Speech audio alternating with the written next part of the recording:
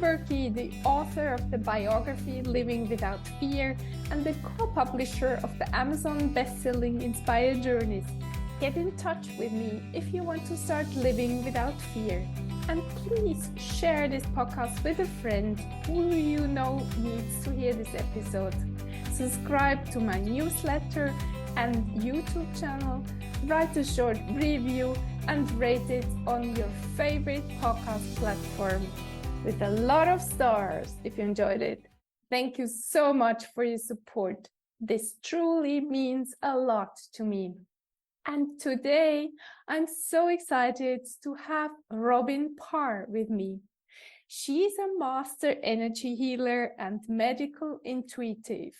She helps creative entrepreneurs make tons of money with fun and ease by pinpointing and shifting the root causes of their money blocks.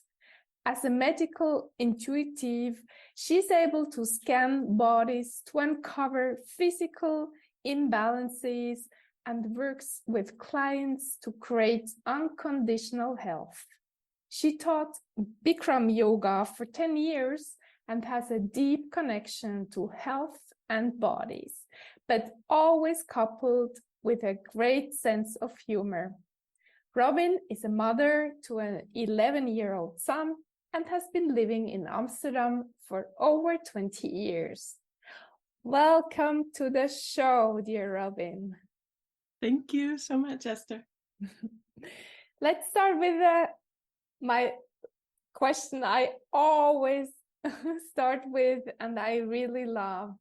What has been your turning moment in life, Robin? Oh, it's a really good question.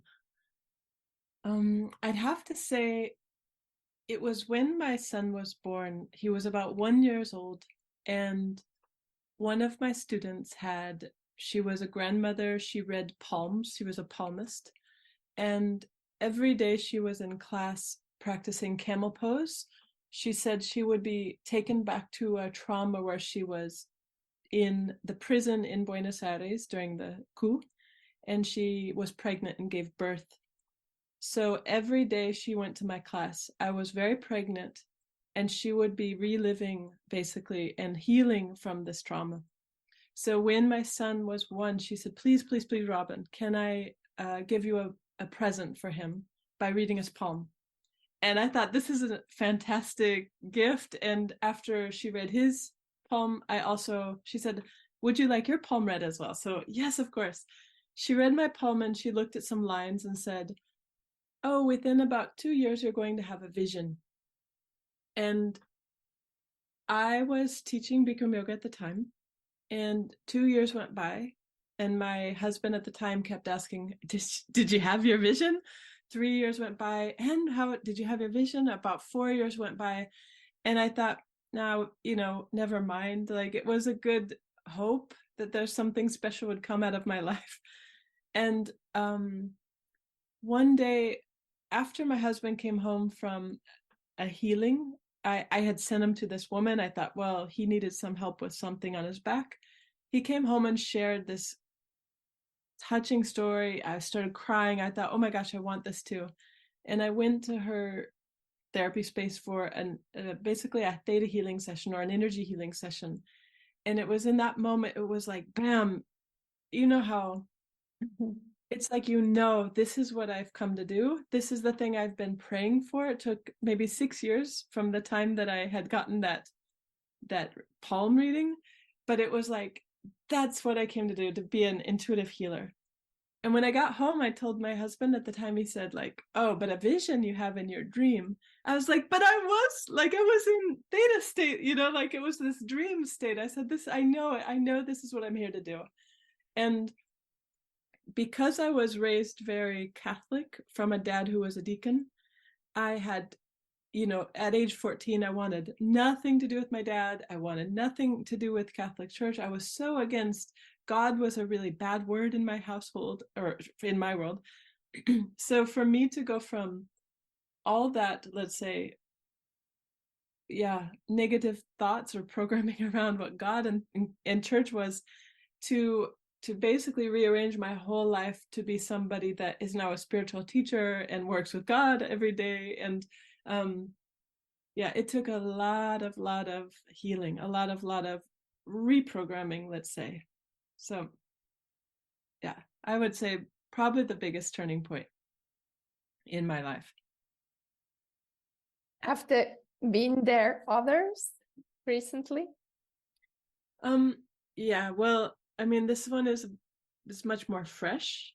My So I was on vacation in August in America, and I got an email from my ex-husband that he was now living in Portugal.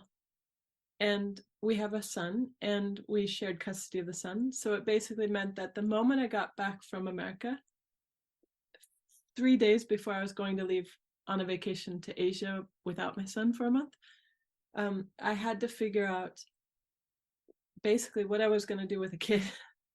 So it's twofold. One of them is I got a hold of a friend. A friend moved into my house. She took care of my kid, and they had the best time together. So I had to learn really fast how to ask for support and to receive it. But because of this experience and the issues going on with, what do you call that, child support and feeling unsupported and feeling anger and all the things that have come up, I've been taking it almost every single day. Anything that comes up, like I don't want to get hooked emotionally by anything that somebody else is doing.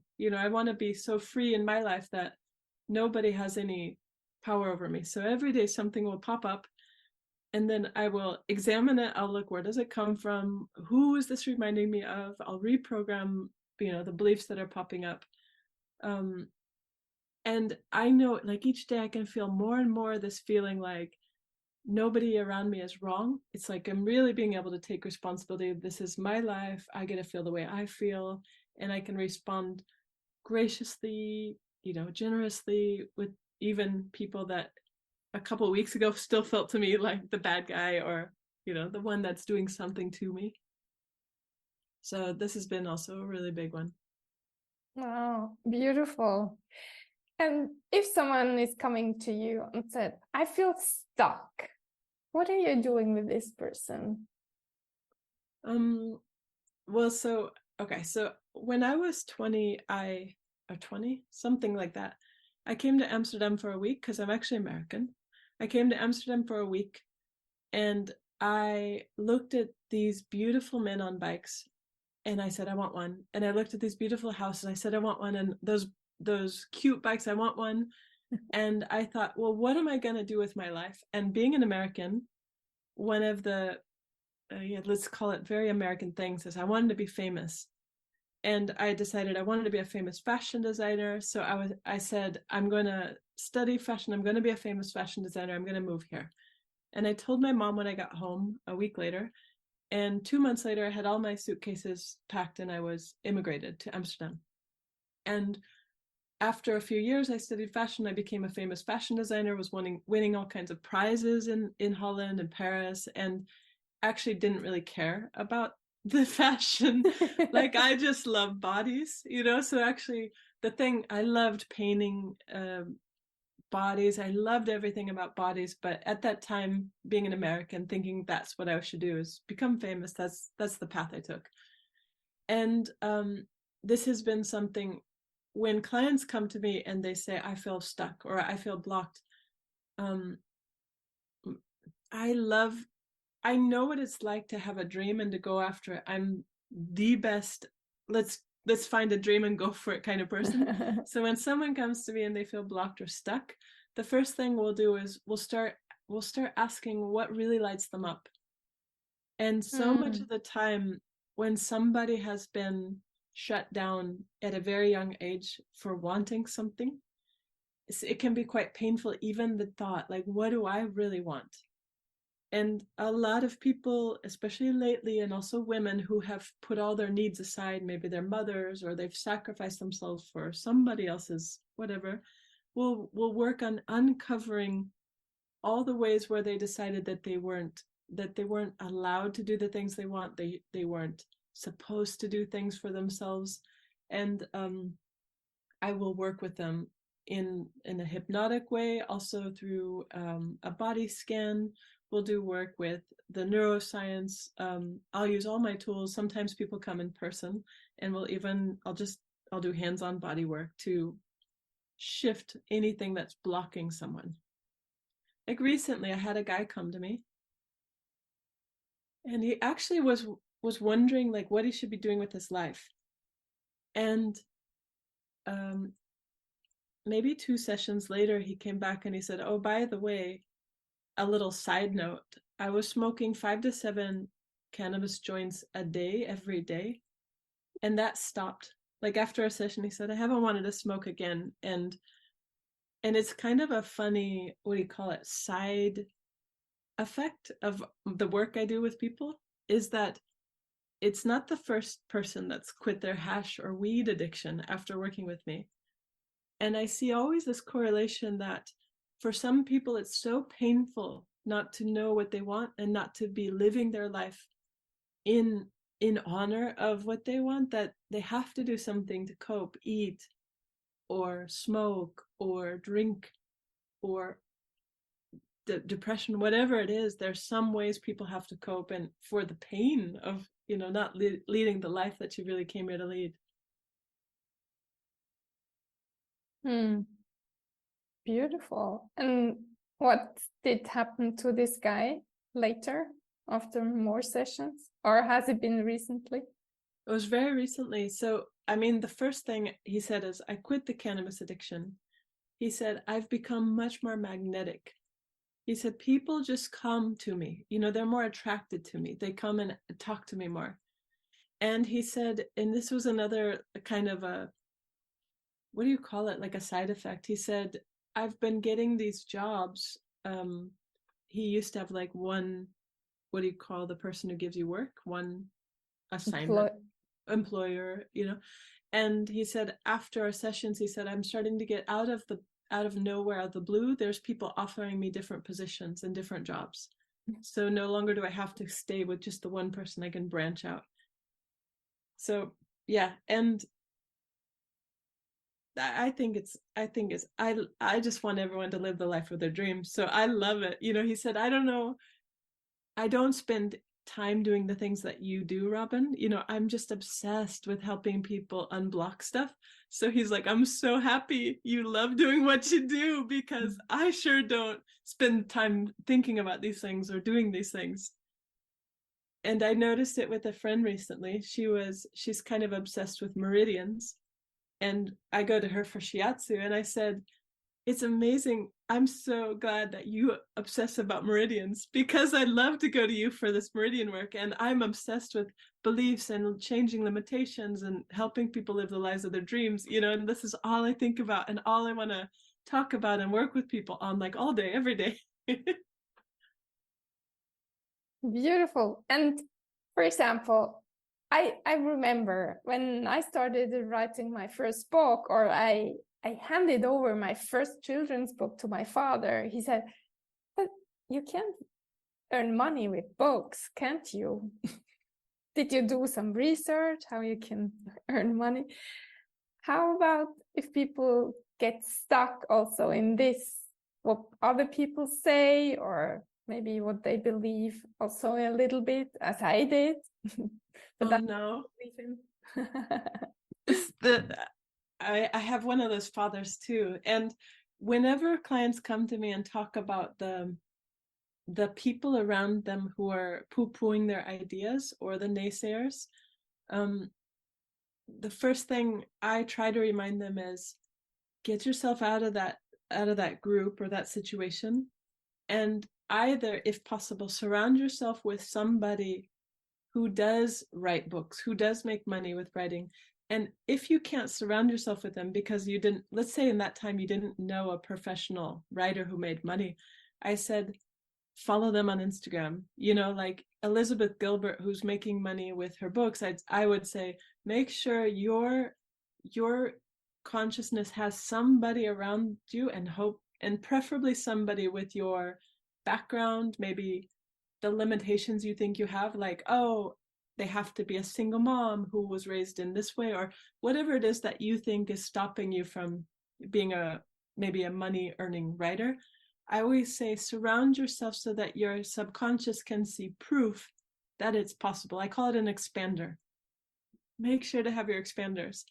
Like with me, I'm a healer, I'm a medical intuitive, and I have a tribe of people. I have close friends who are medical intuitives, and I make sure to find friends who are making money doing what I do. And I also make sure to have people in my network who are millionaires making lots and lots of money in being a healer, being a therapist, being a coach, doing the things that I do, so that I can see it's possible. You have other stories about people, how you could help them to get unstuck? Let's see. Yesterday, I had the most amazing client come in yesterday. There was this thing that kept coming up, and we hadn't really worked on it. It was about when she was 16, her dad ignored her for a year. So she was in her parents' house, and her dad was giving her the silent treatment for some little thing. And it was kind of this, we could tell it had left a really negative imprint on her, especially with relationship to men. And yesterday she said that she had applied for 8 jobs, and at every last interview, she was rejected or she wasn't chosen. And so when I started the session, so I actually used some things called clean questions. And you can use this thing called clean language. You can Google search it, clean language. And they're questions like, and what are you drawn to? So if somebody comes, they can start talking from their head what they want to work on. But when I ask clean questions, I like to bring people into their body so that they stay connected to what their body is asking to focus on. And when I asked this woman, we came to the feeling that she had that she was being ignored. And so the first thing that I was thinking, oh, we're going to go back to age 16 when her dad ignored her. But I know that most of our programming got created before age 6. So I asked her to go even further. And what I'll do is I'll find the spot that she looks with her eyes when I ask a certain question. And she said, yeah, my dad was outside. It was a Saturday, and he was grumpy. But that moment when I was happy and he was grumpy, I just made it mean that it's not okay to have fun. And if other people are sad, I can't be happy, these things. And when we reprogrammed it, she had a big cry. And then we did some more work reprogramming it so that she didn't feel like it was normal or that she deserved it, that people would ignore her like that. The amount of puzzle pieces that fell into place after that session, where she realized that she'd been tolerating relationships with guys who would give her the silent treatment. She would basically find people that seemed like her dad that wouldn't express themselves and would repress their feelings and project it onto her. So the amount of things that were shifting, and she's somebody who makes already 50, 60, 70,000 euros a month. And because she wants to start making €1 million a month, she knows that it's all those little things of worthiness. She knew that there was something blocking her feeling of being worthy of receiving. And it's funny how no matter what topic we're working on, if we have these little things in childhood that I kind of weed out with people, it'll block us from having the big wins or even the small wins, but the feeling of ease, the feeling of no stress, the feeling of joy that is possible when they get moved out of the way and reprogrammed. And if someone doesn't have the possibility to talk to someone like you, what kind of questions do you think can this person ask herself or himself to dig deeper what's on for this person? So I would Google search the clean questions, first of all, just to stay in touch with the body. So there's something like, and where is fill in the blank? So I might say, And what are you drawn to? And when I connect to my body, I might notice this heaviness around my chest. And then I might ask myself a question, and where is the heaviness around my chest? And then something might come up, and I might just type it out or write it out to myself. And then I might ask something like, and where does the heaviness in my chest come from? And so just by connecting to myself, I'll feel these, let's say, the feelings. And then I start to notice, okay, so today I'm feeling heaviness in my chest. And then I might, just in writing, notice that my attention keeps getting drawn to a situation with a colleague or an interaction I have with someone. So the very first thing I start to ask myself is, what is the feeling or emotion in my body when I feel that, when I connect to that moment? And once I start getting present to that feeling, I don't know, I'm going to explain something here, and I don't know if it's easy to pick up if I explain it. So for those listening, do Let's your try. best, since exactly this is like the gold. So if you can pick this up, you have the keys to the kingdom. So I will ask myself a question like, what makes me believe that let's say the feeling that got brought up was that nobody takes me serious. So then I'll ask myself out loud, almost sometimes I'll even put a video on to record myself. And I will say to myself, what makes me believe, or why do I think that nobody takes me seriously? And the very first second after I ask the question, my eyes will often dart to a place. I'll look just briefly somewhere, left, right, up, down. And the moment my eyes dart somewhere, I keep them focused in that spot. And then I start pulling the unconscious image forward. So it might take a while, because consciously I don't have any visuals. But when I start asking questions like, is there someone, is it a person, is it a place, is it a situation, is it color, is it black and white, is it moving, is it still?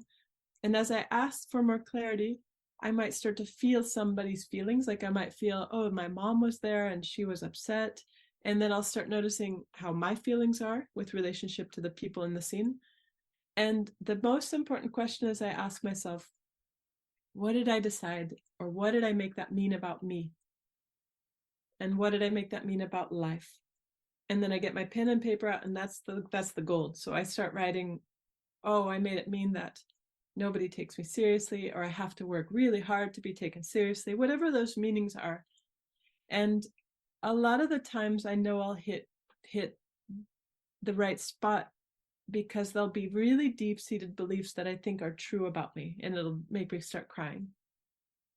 And after I get clear on all the beliefs, I'll do reprogramming work. And this is really like, as you know about encapsulation, it's like all the things that happened before a certain age, or let's say when something happened, let's say something happened at age 3 that made me feel like I can't take myself seriously, then anytime that feeling gets triggered, where, oh, here it is again, I revert back into a 3-year-old brain that hasn't developed further than that because of encapsulation. So once I identify that moment, I will find a spot that I'm going to squeeze on my arm, and I will start teaching that little version of me a better truth, basically to rewire the neurology so that there's not just one pathway of trauma, but there's a lot of new rewirings.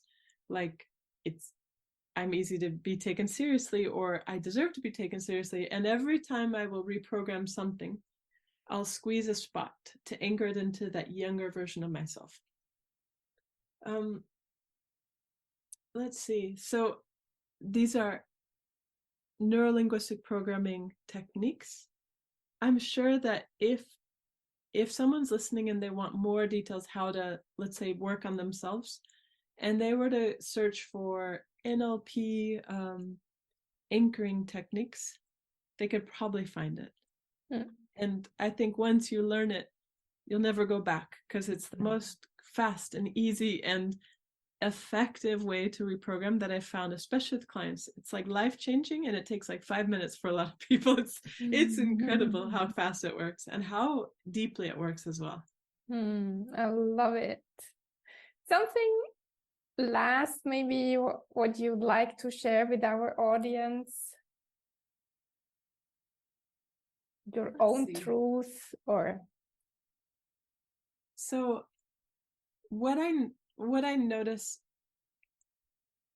especially the more I reprogram and uncover and unblock in myself, is that it's almost always the things that came the most naturally, the most easily, which are the most unique gifts. And so when I'm working with someone who's trying to figure out what they're supposed to do with their life, or what they're good at, or what are their gifts, it's always the questions about, what did you like to do when you were little, that will bring the greatest gifts.